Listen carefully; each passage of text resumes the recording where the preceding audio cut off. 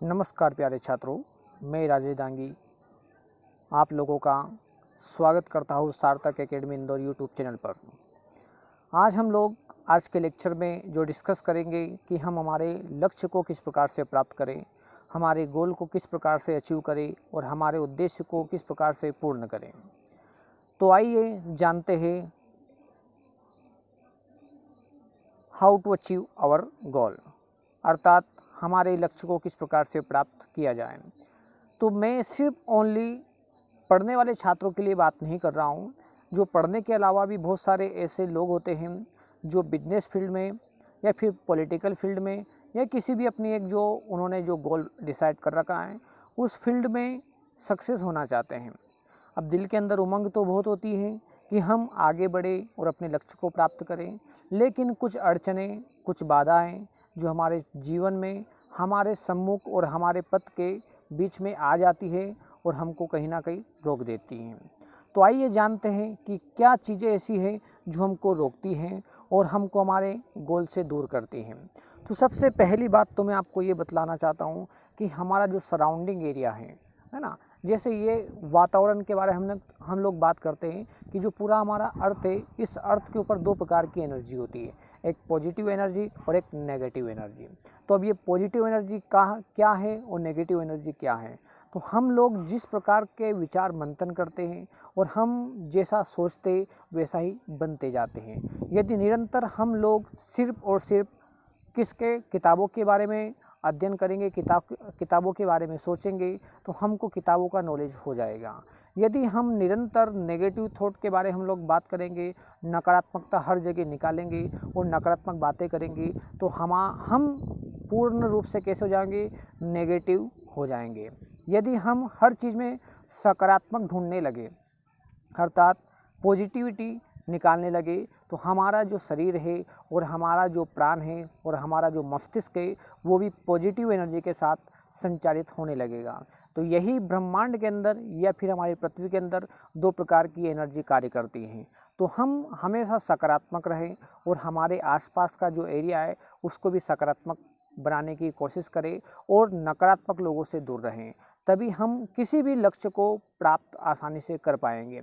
अब बात यह है कि भाई नकारात्मक लोग तो रहेंगे, लेकिन उनसे दूरियां बना लो, क्योंकि हम एक या दो मुलाकात के बाद में हम लोगों को पहचान जाते हैं कि कौन सा व्यक्ति सकारात्मक बातें करता है और कौन सा व्यक्ति नकारात्मक बातें करता है। क्योंकि हम अगर इंसान हैं तो इतनी पहचान हमारे अंदर भगवान ने हमको दी है कि हम ऑटोमेटिकली लोगों का बिहेवियर या लोगों की सोच हम लोग परख सकते हैं एक या दो मुलाकात के बाद। तो सबसे पहला काम ये कीजिएगा, जो हमारा सराउंडिंग एरिया है उस सराउंडिंग एरिया में नेगेटिव लोगों को जो उनको स्थान नहीं होना चाहिए, अर्थात निरंतर आप लोग सकारात्मक लोगों के साथ जुड़े रहे। इसी प्रकार से हम लोग अपने लक्ष्य को प्राप्त कर सकते हैं। तो एक छोटा सा मैं कोटेशन, एक मेरे स्वयं के द्वारा रचित एक पोयम है, वो आप लोगों को सुनाना चाहता हूँ। उसके माध्यम से अपने वक्तव्य को आगे बढ़ाएंगे। तो टाइटल का नाम है वक्त, बोले तो टाइम। अब इसको किस प्रकार से विभूषित किया जाता है, तो रुक जाए अगर कदमों की रफ्तार तो वक्त साथ नहीं देता, और झुक जाए अगर सर बार बार तो हौसला साथ नहीं देता। यहाँ झुकना और रुकना मना है दोस्तों, वरना कोई हाथों में हाथ नहीं देता। बड़ी मुद्दत से आजमाया है इन हवा के परिंदों को, अगर हौसला ना हो तो पंख साथ नहीं देता। यूँ तो हरगिज हासिल ना होगी तुम्हें सफलता, यूँ तो हरगिज़ हासिल ना होगी तुम्हें सफलता, अगर धूप का आभास ना हो तो दरख्त साथ नहीं देता। रुक जाए अगर कदमों की रफ्तार तो वक्त साथ नहीं देता। बेमौसम बरस जाना खुददारी नहीं होती, और चलकर रुक जाना होशियारी नहीं होती। कभी यूँ भी निगाहों में मंजिल को देखकर चला करो, बिना मंजिल के जीत प्यारी नहीं होती। रुक जाए अगर कदमों की रफ्तार तो वक्त साथ नहीं देता, और झुक जाए अगर सर बार बार तो हौसला साथ नहीं देता। क्या होती है लगन, एकलव्य ने अंगूठा अपना कटा दिया। तो आप लोगों ने सभी ने देखा कि एकलव्य को गुरु दक्षिणा में अपना जो अंगूठा था वो दान करना पड़ा था, क्योंकि इन्होंने जो धनु विद्या जो सीखी थी वो विदाउट गुरु की परमिशन के सीखी थी। लेकिन उस समय का जो रिवाज था उसके अकॉर्डिंग इन्होंने गुरु दक्षिणा के रूप में अपना अंगूठा अपने गुरुजी को प्रदान कर दिया था। रुक जाए अगर कदमों की रफ्तार तो वक्त साथ नहीं देता। क्या होती है लगन देखो एकलव्य ने अंगूठा अपना कटा दिया, खुद के पहाड़ मांझी ने मान तुंग का घटा दिया। तो आप लोगों ने एक मूवी आई थी अभी मांझी मूवी देखी होगी, उसमें एक व्यक्ति का जिक्र है जो अपनी प्रेमिका की डेथ हो जाती है ना, उसके विलाप में या फिर उसके शोक में वो पूरे पहाड़ को काट डालता है। क्यों? क्योंकि वो पहाड़ से जाने में उसको काफ़ी समय लगा था और सही समय पे अपनी प्रेमिका को या अपनी जो अर्धांगिनी थी उसको हॉस्पिटल नहीं ले जा पाया था। तो ये उसके अंदर लगन थी, तो उसने पूरे पहाड़ को काट डाला। कैसे काट डाला? सिर्फ मेहनत से, जुनून से, और सोचा कि मैं ये कर सकता हूँ, है ना, इसलिए उसने पूरे के पूरे पहाड़ को ही काट डाला। तो क्या होती है लगन देखो एकलव्य ने अंगूठा अपना कटा दिया, खुद के पहाड़ मांझी ने मान तुंग का घटा दिया, चीर के अंतरिक्ष को कल्पना ने इतिहास नया बना दिया, ऊंची ऊंची पहाड़ियाँ भी बोनी तब लगने लगी, ऊंची ऊंची पहाड़ियाँ भी बोनी तब लगने लगी, जब ले आशा के द्वीप को बचेंद्र हिमालय चढ़ने लगी। तो बचेंद्र पाल का नाम आप लोगों ने सुना होगा। उसने जो हिमालय थी, हिमालय जो सबसे ऊंचा जो पर्वत है पूरे वर्ल्ड में, है ना, उसका जो शिखर है 8,850 जो मीटर का जो शिखर है, उस पे, है ना, ध्वज पताका उन्होंने फहराई थी। किसने? बचेंद्री पाल ने। तो अगर कोई व्यक्ति सोच लेता है कि मैं इस काम को कर सकता हूँ तो आप भी इस काम को कर सकते हो। रुक जाए अगर कदमों की रफ्तार तो वक्त साथ नहीं देता, झुक जाए अगर सर बार बार तो हौसला साथ नहीं देता। तो आइए हम शुरुआत करते आज के टॉपिक की। तो हम किस प्रकार से अपने जो अचीव है उस जो गोल है उस गोल को अचीव करें, तो उसके लिए 10 स्टेप्स है जो हम यहाँ पे अध्ययन करेंगे। सबसे पहले टेक एक्शन। आप लोगों को सबसे पहले अपना डिसीजन लेना पड़ेगा। आप सिर्फ सोचते रहो कि मैं कैसे करूँगा कैसे करूँगा कैसे करूँगा, तो सिर्फ सोचने से कोई काम संभव नहीं होता है, और सोचते रहने से जो समय होता है वो बीतता जाता है, और हम उसी बीच में नकारात्मक सकारात्मक के बीच उलझे रहते हैं, और समय अपना यथावत निरंतर गुजरता रहता है। और कब 1 से 2, 2 से 4, 4 से 8, और कब से महीने, और महीनों से साल, और साल से पूरा जीवन निकल जाता है, और हम सोचते रहते हैं कि हम करेंगे करेंगे करेंगे करेंगे, लेकिन कर नहीं पाते हैं। तो सबसे पहले अगर आप लोगों को कोई भी लक्ष्य हासिल करना है बिजनेस फील्ड में, या फिर नौकरी के फील्ड में, या फिर किसी भी अन्य फील्ड में, तो आपको सबसे पहले, है ना, जो सोचा है उसके लिए एक्शन लेना पड़ेगा। कल नहीं, आज, और आज नहीं अभी। नेक्स्ट है ट्राई हार्ड। नेक्स्ट ये क्या, ट्राई हार्ड का मीन्स क्या है कि अगर आप कोई भी कार्य की शुरुआत करोगे तो आपको कठिन परिश्रम करना पड़ेगा। क्योंकि मान लिया जाए कि हम एक बरसात का एक एग्जाम्पल देखते हैं, उस बरसात में एक पौधा ऐसा होता है जो धूप में खड़ा होता है, और एक पौधा ऐसा होता है जो छाँव में खड़ा होता है। जो छाँव में खड़ा होता है उसमें फल बहुत कम मात्रा में लगते हैं, और जो धूप में खड़ा होता है उसमें फल की मात्रा अधिक होती है। और जो छाँव में खड़ा होता है उसकी जो स्टेम होती है, उसका जो तना होता है वो ज़्यादा मुलायम होता है, और जो धूप में खड़ा होता है वो स्ट्रॉन्ग होता है। तो हम लोग देखते हैं कि जो छाँव में धूप के आभास के कारण, धूप नहीं मिलने के कारण उसने परिश्रम नहीं देखा, वो परिश्रम नहीं देखा, तो उस पौधे का, उस वृक्ष का पूर्ण रूप से विकास नहीं हो पाता है। तो यदि हम लोग भी अपने जीवन में कठिन परिश्रम नहीं करेंगे और सिर्फ फालतू की बातें करते रहेंगे कि ये मेरे से नहीं हो सकता, मैं 8 घंटे काम नहीं कर सकता, मैं 8 घंटे स्टडी नहीं कर सकता, मैं 10 घंटे स्टडी नहीं कर सकता, मैं ये नहीं कर सकता, तो होना जाना कुछ नहीं है। समय निकलता रहेगा। समय अपने रफ्तार से निरंतर चल रहा है। इसको ना तो मैं रोक सकता हूँ, ना आप रोक सकते हो, ना इस संसार का कोई व्यक्ति समय को रोक सकता है। सिर्फ और सिर्फ हमको अपनी थॉट को बदलना है, अपने को एक्शन लेना है, वो कठिन परिश्रम आप लोगों को करना है। Keep practising. अब थर्ड बात ये की जाती है कि हम हार्ड वर्क तो कर रहे हैं लेकिन प्रैक्टिस नहीं कर रहे, हम इनोवेशन नहीं कर रहे, हम अपने आप में बदलाव नहीं ला रहे, अपने आप को नहीं बदल रहे, कार्य की प्रणाली नहीं बदल रहे। यदि मान लिया जाए कि मैं परीक्षा की तैयारी कर रहा हूँ, पहली बार एग्ज़ाम दिया, मैं क्या हो गया, सफल हो गया, फिर उसी पैटर्न से वापस स्टडी किया, फिर एग्ज़ाम दे दिया, फिर फेल हो गया, लेकिन मैंने अपने अंदर वो गलती नहीं ढूंढी कि मैं किस कारण से फेल हो रहा हूँ, किस कारण से फेल हो रहा हो, तो हम लोग अपने गोल को अचीव नहीं कर पाएंगे। तो सबसे पहले आप लोगों को प्रैक्टिस करना पड़ेगा। कोई भी कार्य कर रहे हो, हार्डवर्क कर रहे हो, अपनी गलतियों को ढूंढो और साथ में कंटिन्यूस प्रैक्टिस करते रहो। नेक्स्ट हम लोग बात करते हैं इसमें प्रैक्टिस में एक और बात मैं आपको बताता हूँ। जैसे मान लिया कि मेरा एक घर है, उस घर में अगर लाइट नहीं रहती है, लेकिन अगर कोई व्यक्ति मुझसे पूछता है कि बताओ रेडियो कहाँ है, तो मैं रेडियो को ढूंढ लाता हूँ। अगर कोई व्यक्ति मुझसे पूछता है कि बताओ टीवी कहाँ पे, इसका रिमोट कहाँ पे, तो मैं उसको भी सर्च कर लाता हूँ। क्यों? क्योंकि मैं कंटिन्यूअस प्रैक्टिस कर रहा हूँ। तो प्रैक्टिस करने के कारण मुझे अभ्यास हो गया कि मेरा रिमोट कहाँ पे, रेडियो कहाँ पे, टीवी कहाँ पे, है ना, बेड कहाँ पे, सोफ़ा कहाँ पे, इन सब चीज़ों के बारे में मुझे एहसास किस प्रकार से हुआ, ये सब एहसास हुआ मुझे प्रैक्टिस करने के कारण। आई बात समझ में।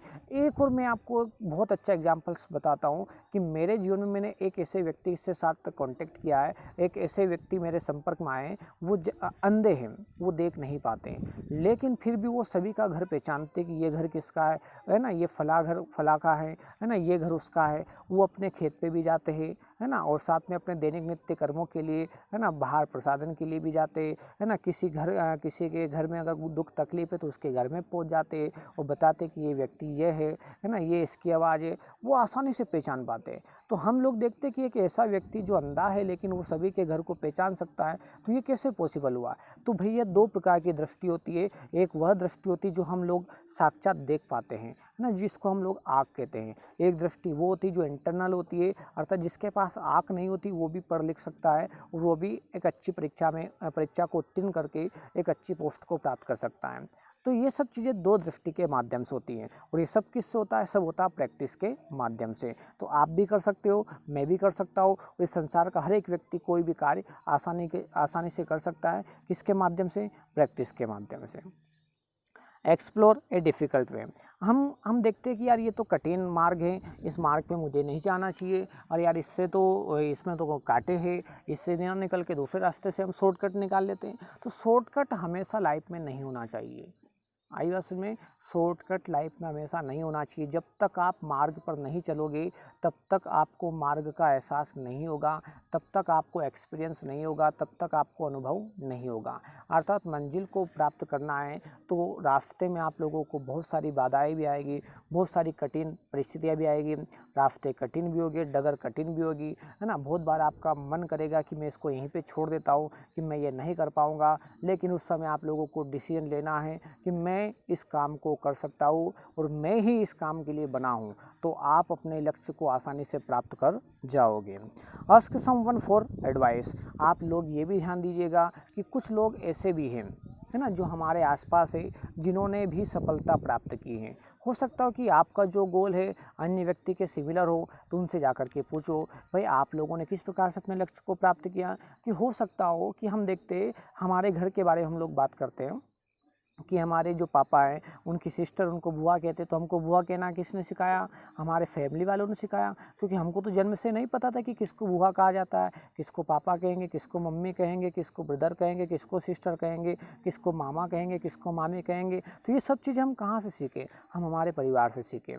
हम सब किससे सीखे? हमारे पूर्वजों से सीखे। तो इसी प्रकार से अगर कोई व्यक्ति जो पहले सफल हो चुका है, अगर उससे हम गुरु मंत्र लेंगे, उससे जाकर के पूछेंगे कि भैया आपने सफलता किस प्रकार से प्राप्त किए, है ना, तो वो आप लोगों को सही गाइडेंस आप लोगों को देगा। लेकिन बात ध्यान ये रखना कि there are two kinds of the persons, है ना, दो प्रकार के लोग होते हैं। एक होते सकारात्मक लोग और एक होते नकारात्मक लोग। नकारात्मक लोगों के पास जाओगे तो आप लोगों को 10 वे बता देगा, जो है ना, ऐसे वे बता देगा और आपका मन पहले ही हतोत्साहित कर देगा, आपके अंदर नेगेटिव एनर्जी पहले ही क्या कर देगा? डाल देगा। अगर आपके अंदर पहले ही है ना, अपन कोई कार्य स्टार्ट कर रहे वो पहले ही नेगेटिव एनर्जी आ गई, तो आप डेफिनेटली अपने लक्ष्य को प्राप्त नहीं कर पाओगे। आई बस में। तो नेक्स्ट हम लोग बात करते हैं आस्क समवन फॉर एडवाइस, और इसके बाद में डू योर बेस्ट। आप हमेशा अपना बेहतर देने का प्रयास करते रहो। ऐसा मत सोचो हाँ मैंने थोड़ा सा आज आधे घंटे काम कर लिया, कल आधे घंटे काम कर लिया हो, फिर एक दिन काम को छोड़ दिया, फिर 3-4 दिन काम को छोड़ दिया, फिर थोड़ा सा काम कर लिया। नहीं, ऐसे काम नहीं चलेगा। आपको अगर अपने को लक्ष्य को प्राप्त करना है तो दिन देखना पड़ेगा, ना रात देखनी पड़ेगी, आपको हमेशा तत्पर रहना पड़ेगा अपने लक्ष्य को प्राप्त करने के लिए और अपना बेस्ट आपको देना पड़ेगा, है ना। हमारे अंदर इस प्रकार की एनर्जी होना चाहिए कि अगर मुझे रात की 9 बजे भी अगर कोई काम आता है मेरे गोल के लिए तो मैं उठ के रात को 9 बजे भी वो काम को करने लग जाऊं। रात की 12 बजे भी अगर काम आ रहा है तो ये ना सोचूं कि मेरे को सोना है, आपको पहले वो काम को निपटाना है। अगर इस प्रकार की लगन आपके अंदर रहेगी तो आप definitely with in time, with in समय आप लोग अपने लक्ष्य को प्राप्त कर पाओगे। Learn how other did it. अब इसके बारे में बात करते हैं कि दूसरे लोगों ने इस कार्य को किस प्रकार से किया। तो वही बात कर रहे हैं हम लोग अनुभव के संबंध में। यदि आप लोग जिन लोगों ने लक्ष्य को प्राप्त कर लिया है, जिन लोगों ने लक्ष्य को प्राप्त किया है, उनसे आप लोगों को सीखना पड़ेगा, है ना। जैसे हमारे पिताजी है, अगर किसी काम में एक्सपर्ट है तो हम उनसे सलाह लेते हैं। अगर कोई फला व्यक्ति है, ढीका व्यक्ति है जो किसी कार्य में एक्सपर्ट है तो उससे बिल्कुल आप लोग सलाह लीजिएगा जिन्होंने इस लक्ष्य को प्राप्त किया है। नेक्स्ट हम लोग बात करते हैं build up on your strength. आप हमेशा अपनी जो पॉजिटिविटी है, साथ में अपना स्टेमिना है, उसको बढ़ाते रहिए। ऐसा वीक पॉइंट ना रखिएगा। एक छोटा सा मैं आपको एग्जांपल मैं आप लोगों को बताता हूँ कि एक रनर होता है, एक धावक होता है, अगर वो दौड़ रहा है उसका पूरा शरीर स्वस्थ है, लेकिन अगर उसके पैर में एक छोटी सी मोच है या पैर में एक छोटा सा कांटा है, उस कांटे के कारण वो क्या नहीं कर पाता, दौड़ नहीं पाता है। तो ये उसके जीवन की कमी है। वही कमी आपको अपने लक्ष्य को प्राप्त करने में क्या करती है, बाधा उत्पन्न करती है। तो आपको हमेशा ये बात याद रखना है कि जो हमारी कमियां, उस कमियों को दूर करते जाना है। जिस प्रकार से अगर एक धावक को दौड़ना है तो पूरा मेंटली रूप से भी प्रिपेयर रहना पड़ेगा और फिजिकली रूप से प्रिपेयर रहना पड़ेगा। यदि आप भी एक धावक हो और अपने लक्ष्य को प्राप्त करना चाहते हो, आप भी एक परीक्षार्थी हो और अपने लक्ष्य को प्राप्त करना चाहते हो, तो अपने जो जीवन की कमियां उसको आपको निकालना पड़ेगा। मैंने बहुत सारे छात्रों को ऐसे देखा है, वो सोचते कि यार मेरी तो इंग्लिश वीक है, मैं इंग्लिश ना पढ़ करके जीके पढ़ लूँ, है ना, मैं सिर्फ मैथमेटिक्स पढ़ लूँ, मैं सिर्फ रीजनिंग लगा लूँ, इससे अपने को लक्ष्य प्राप्त हो जाएगा। तो ये आप लोग गलत सोचते हो, है ना, ये आप लोग बिल्कुल सरासर गलत सोचते हो। आप लोगों को सर्वगुण संपन्न तो कोई नहीं होता है, लेकिन फिर भी हर एक फील्ड में आप लोगों को बेहतर होना पड़ेगा।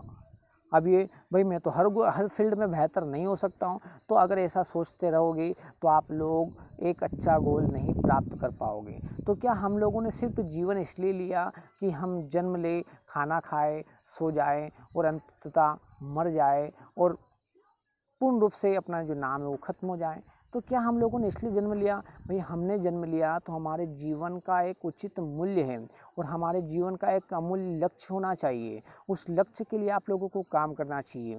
भाई आते हैं जाते हैं, ये तो एक जीवन का नियम है, वो तो यथावत चलता रहेगा। उसको ना तो मैं बदल सकता हूँ, ना आप बदल सकते हो, लेकिन हम कुछ बेहतर तो कर सकते इस समाज के लिए, देश के लिए, है ना, और साथ में आने वाली पीढ़ी के लिए कुछ बेहतर किया जा सकता है। क्योंकि आप जैसे गांधी जी ने अपने ज़माने में बहुत अच्छे कार्य किए, तो आज हम लोग देखते हैं कि गांधी जी का नाम लेकर के हम लोगों को एडवाइस देते हैं, है ना, गांधी जी का नाम लेकर के लोगों को सलाह देते हैं कि आप लोग ऐसा मत कीजिएगा, ऐसा कीजिएगा। तो ये सब नाम है। अगर आप लोग भी अपने आप का विकास करोगे और अपने आप में कुछ इम्प्रूवमेंट करोगे, कुछ नया प्राप्त करोगे, तो आने वाली जो पीढ़ियाँ है वो आप लोगों का भी एग्जाम्पल देगी।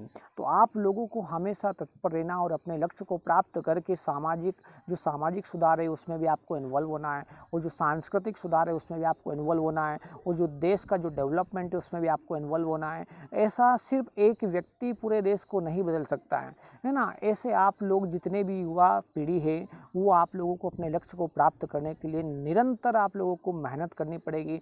हो सकता हो कि थोड़ा समय लग जाए, लेकिन आप लोगों को सहन शक्ति नहीं खोना है ना, आप लोगों को पैशन बना के रखना है।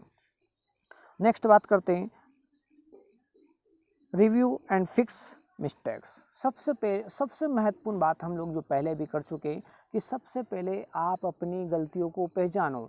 यदि आप लोग मैथमेटिक्स में वीक हो तो वही कमजोरी आपको असफलता का मुख्य कारण बनेगी। यदि आपको सफलता प्राप्त करना है तो मैथमेटिक्स भी अच्छा करना पड़ेगा, रीजनिंग भी अच्छी करनी पड़ेगी और साथ में जीएस भी अच्छा करना पड़ेगा, हिंदी भी अच्छी करनी पड़ेगी।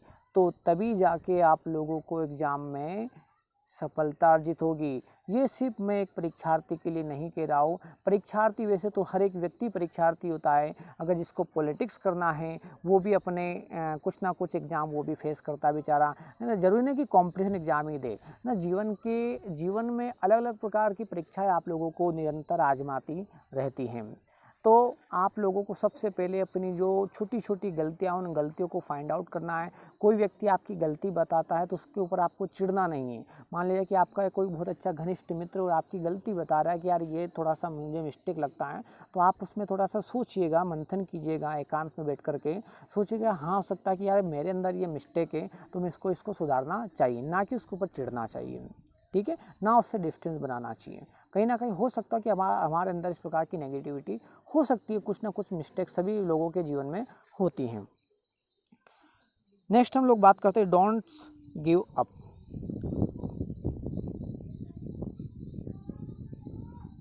तो छात्रों, आप लोगों को निरंतर, है ना, आगे बढ़ते रहना है। कैसी भी परिस्थिति हो, विकट समस्या हो, आर्थिक समस्या हो, सामाजिक समस्या हो, भौतिक समस्या हो, इससे बढ़ कर के क्या हो सकता है। हम लोग देखते हैं कि बहुत सारी ऐसी मोटिवेशनल मूवियाँ हैं। उन मोटिवेशनल मूवियों को तो चलो जाने दो, हम हमारे आसपास के परिवेश में ही देखते हैं। हम एक किसान पुत्र भी हैं। बहुत सारे जो हिंदुस्तान के लोग हैं उसमें मैक्सिमम आबादी किसानों की ही है। एक किसान बेचारा कड़ी धूप में मेहनत करता है ना। इतना लगभग 37 डिग्री से अबाउट टेम्परेचर होता है। 40 डिग्री से अबाउ क्या होता है, टेम्परेचर होता है। उस कड़कड़ाती धूप में भी वो बिना अपने शरीर का परवाह किए बिना वो निरंतर खेत में क्या करता है, हल जोतता है, अपना जो दैनिक कार्य होता है वो संपन्न करता है। तब जाके उसको कुछ मात्रा में अनाज प्राप्त होता है। उसका भी उचित मूल्य उसको प्राप्त नहीं हो पाता है, लेकिन वो अपने कर्म को नहीं छोड़ता है, वो निरंतर कार्यशील होता है। वो कितना मेहनत करता है ना, हमेशा प्राप्त करने की कोशिश करता है। तो ऐसे बहुत सारे लोग हैं जिन्होंने जीवन में बहुत सारे कठिन परिश्रम किए। उन लोगों से हम लोगों को सीखना चाहिए कि हमको सिर्फ पढ़ना है। क्या करना है, पढ़ना है। कोई हमको हल घेरने नहीं जाना है, कोई हमको सर के ऊपर तगाड़ी लेके, है ना, जो मटेरियल उसको फेंकने नहीं जाना है। आई बात समझ में आप लोगों को। तो आप लोगों को एक्सक्यूज़ जो रहते हैं उसको नहीं बतलाना है कि मैं ये काम नहीं कर सकता, मेरे घर के अंदर टेबल नहीं थी तो मैं नहीं पढ़ पाया, मेरे घर के अंदर अच्छा एक बंगला नहीं था तो मुझे अच्छा प्रॉपर इन्वायरमेंट नहीं मिल पाया। ऐसा कुछ नहीं होता है। सब कुछ आपकी मेंटलिटी है बच्चों। ऐसा मत सोचो कि उसके पास सभी भौतिक सुख सुविधा हैं। नहीं, सभी कुछ भौतिक सुख सुविधाओं से नहीं होता है। सबसे महत्वपूर्ण होता है जो मानसिक स्थिति। यदि आपका मन स्थिर है, वो मन के अंदर, दिमाग के अंदर आपकी पॉजिटिविटी है, तो आप हर एक कार्य में और हर एक क्षेत्र में सफलता अर्जित कर सकते हो।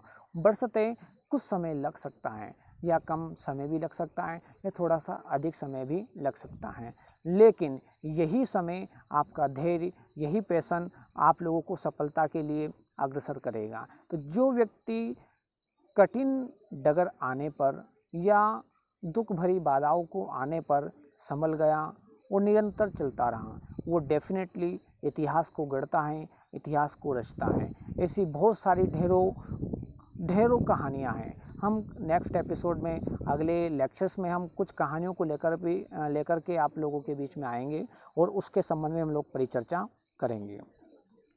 कुछ बातें और हम लोग टिप्स है मेरे ओर से, क्या ना करें और क्या करें। तो हम सबसे पहले बात करते हैं, बहाने बनाना बंद करें। हम लोगों की एक सबसे बुरी आदत होती है कि हम लोग एक्सक्यूज़ बहुत जल्दी दे देते हैं।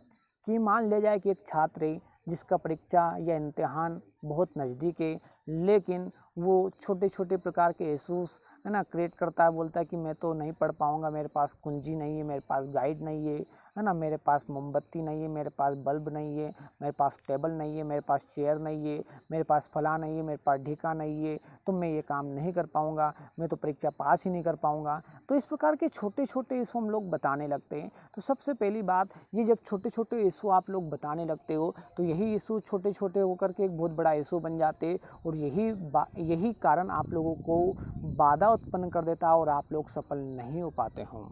दूसरी बात, तो वक्त यूं ही बर्बाद ना करें। हम लोग देखते हैं कि कुछ छात्र है ना आफ्टर 12th के बाद, आफ्टर ग्रेजुएशन के बाद, आफ्टर पोस्ट ग्रेजुएशन के बाद, या अन्य लोग भी बात करते हैं, अन्य फील्ड के लोग भी है ना कुछ अपने गोल को अचीव करने के लिए अपने मूल स्थान को छोड़ कर के अन्य स्थान की ओर गंतव्य होते, और वहाँ जा कर के है ना फ्रेंड्स भी बनाते। और हम देखते कि आज इसके रूम पे, कल उसके रूम पे, परसों उसके रूम पे, नरसों उसके रूम पे, है ना फ्रेंड सर्कल बहुत सारा बना लिया, बहुत सारे यार दोस्त बना लिए। अब मोबाइल कोई एक खरीदने जा रहा है, उसके साथ में 4 लोग अन्य लोग जा रहे हैं, है ना कोई एग्ज़ाम देने एक जा रहा है, उसके साथ में 5 लोग अन्य जा रहे हैं। हाँ, माना कि लाइफ में एन्जॉयमेंट होना चाहिए, लेकिन आप लोगों को ये भी देखना है कि व्यक्ति 18 साल के बाद में, तो बच्चों 18 से 30 के बीच का मैं एरिया आप लोगों को बता रहा हूँ। वैसे तो जीवन में कभी भी सफलता अर्जित की जा सकती है, लेकिन जो हमारा जो गोल्डन टाइम होता है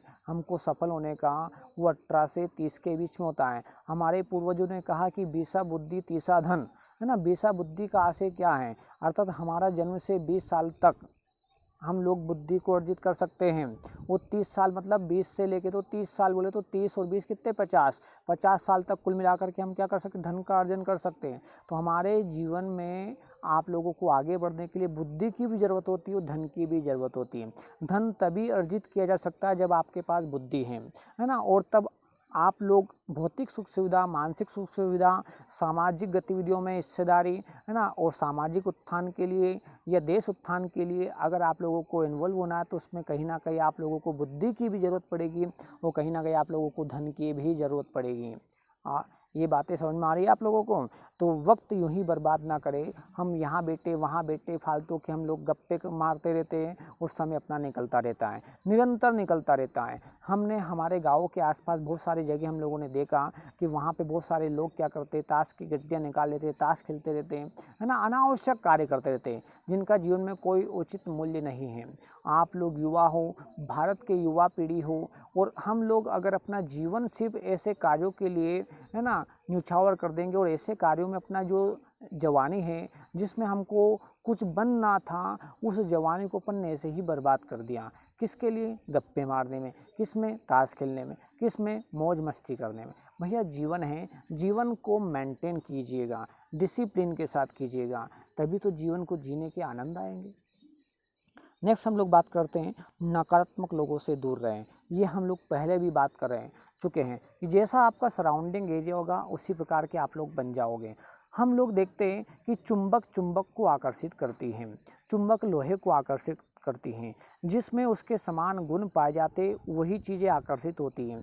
यदि आप लोग नकारात्मक लोगों के बीच में रहोगे तो कहीं ना कहीं आपकी एनर्जी भी उस नकारात्मक एनर्जी के साथ जुड़ जाएगी, और कहीं ना कहीं जो केमिस्ट्री के अंदर कुछ दाब के नियम हैं कि अगर एक तरफ लिक्विड ज़्यादा, एक तरफ लिक्विड कम है, तो अधिक लिक्विड वाला कम लिक्विड की ओर क्या देता है, ट्रांसफ़र हो जाता है। यदि मान लिया कि आपके अंदर कम नेगेटिव एनर्जी और किसी के पास ज़्यादा नेगेटिव एनर्जी है, उसके कांटेक्ट में आप लोग रहोगे, तो वो जो अधिक नेगेटिव एनर्जी वाला है, आपकी मेंटलिटी भी नेगेटिव एनर्जी को उसकी एनर्जी के इक्वल कर देगा। ये बात आपको ध्यान में रखना है। दैनिक दिनचर्या का निर्धारण करें। अब इससे क्या समझते हैं कि दैनिक दिनचर्या क्या, कि जो भी सक्सेसफुल पर्सन हैं, जो भी सफल होते हैं, या फिर जो भी अच्छे पद पर, है ना, देश के जो प्रतिष्ठित पद हैं उनके ऊपर क्या विद्यमान हैं, उन लोगों का जो रेगुलर लाइफ रूटीन होता है वो डिसिप्लिन होता है। हम लोग देखते हैं कि बहुत सारे लोग ऐसे जिनको जीवन में कुछ करना नहीं है ना, वो 8 बजे पड़े उठेंगे या 9 बजे पड़े उठेंगे, उसके बाद में आधा एक घंटा तक ब्रश करेंगे, है ना, फिर थोड़ा सा बगासी मारेंगे, हाथ पैर को फैलाएंगे, फिर थोड़ी देर सो जाएंगे, फिर चाय पिएंगे, इससे वो 12 बजा देते हैं।